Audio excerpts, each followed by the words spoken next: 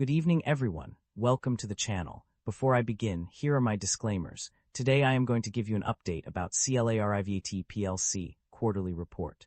CLARIVATE PLC offers a diverse range of businesses and services across three segments: academia and government, life sciences and healthcare, and intellectual property.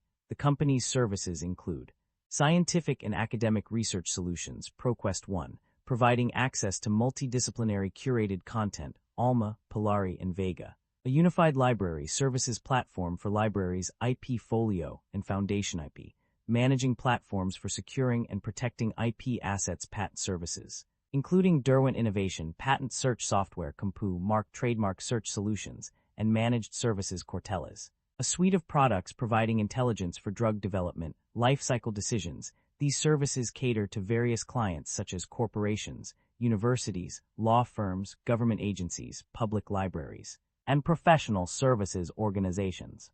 The significant drop in CLARIVATE PLC's stock price over the past year can be attributed to several key factors.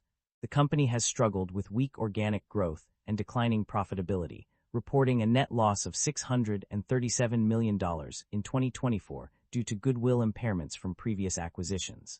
High debt levels, totaling approximately $6.4 billion, have raised concerns about CLARIVATE's ability to manage its balance sheet and refinance upcoming debt obligations.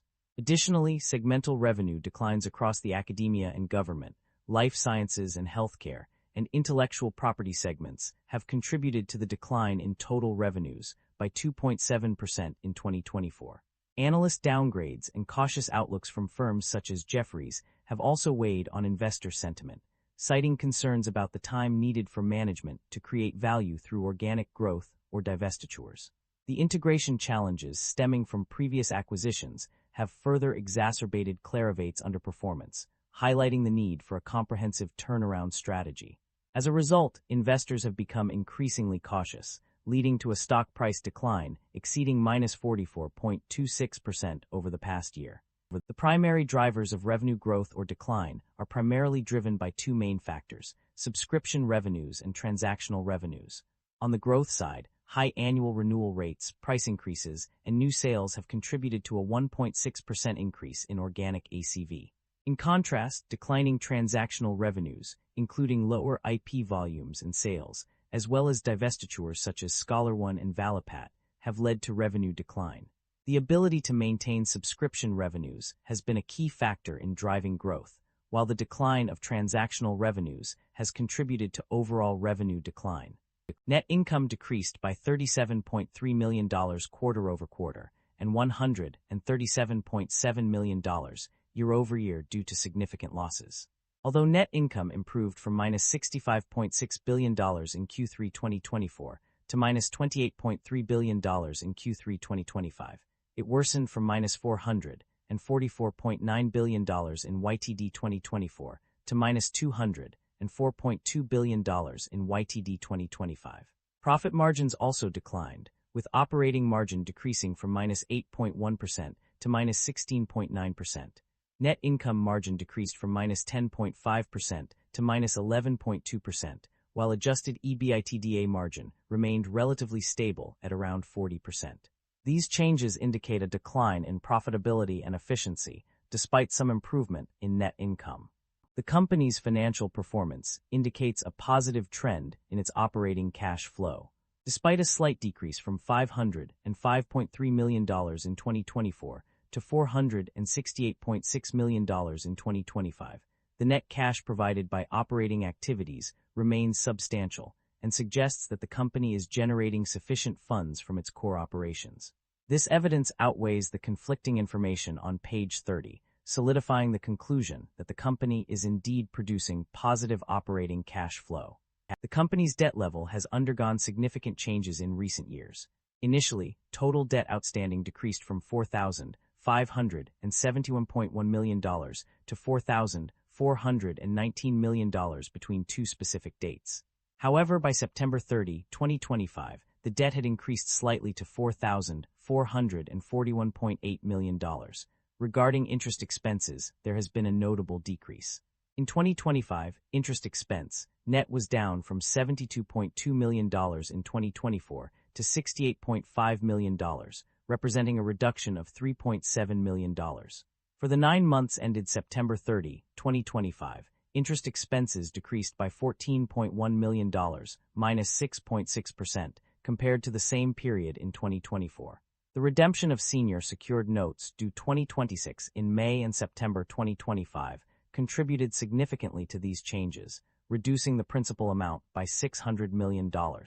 Overall, while the debt level has fluctuated, interest expenses have decreased, indicating a reduction in financial burden for the company. The performance of various segments and regions was mixed in the recent quarter. The academia and government segment initially showed growth, but declined over the 9-month period. In contrast, the intellectual property segment experienced a decline in both quarterly and year-to-date results. The life sciences and healthcare segment also saw significant declines.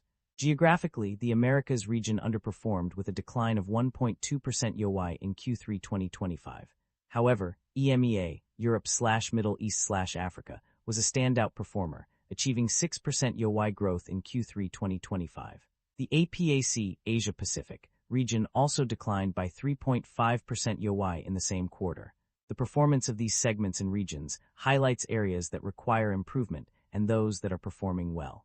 Management's outlook and strategy overview. The company's future outlook hinges on the success of its value creation plan, which aims to fuel breakthroughs through human ingenuity and support the entire innovation lifecycle. Key performance indicators include organic revenue growth, annualized contract value, and adjusted EBITDA. Management expects significant restructuring costs in 2025, but anticipates cost savings and improved financial condition through various strategies. To achieve this, the company will leverage artificial intelligence technologies in its products and services, maintain high annual renewal rates, and broaden market acceptance of its offerings. Additionally, management is exploring opportunities for organic growth, acquisitions, joint ventures, investments, or dispositions to contribute to future benefits. The company's sufficient cash resources will be used to meet debt service requirements and fund working capital, with potential additional funding through public or private equity or debt financings in the future. The company has a history of returning value to its shareholders through both dividend payments and share buybacks. In 2024, the company paid cash dividends on preferred shares, with some years showing positive payouts, while others showed negative amounts due to accumulated preferred dividends being paid off in June 2024. Additionally, the company repurchased ordinary shares for $100 million in 2024 and authorized a share repurchase program of up to $500 million in December 2024. As of September 30, 2025, approximately 34.8 million shares had been repurchased for $149.5 million. That concludes the financial summary for CLARIVATE PLC. Feel free to comment below, and I will be happy to answer them when possible.